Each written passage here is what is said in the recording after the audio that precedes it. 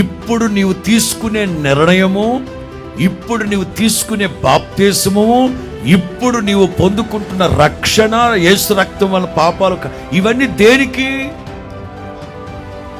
ఆయన ద్వారా మరింత నిశ్చయముగా రాబోవు ఉగ్రతలో నుండి తప్పించబడ్డమే రక్షించబడ్డం. స్తోత్రం చెప్పండి గట్టిగా. మిమ్మల్ని అడుగుతున్నాను, చెప్పండి. అగ్ని ఆరదు, ఏడుపు, యాతన పెట్టబడే చోటు ఒకటి ఉందా లేదా? అందులో నుంచి నీవు తప్పించబడి రక్షించబడాలంటే రక్షణ. ఏంటి రక్షణ?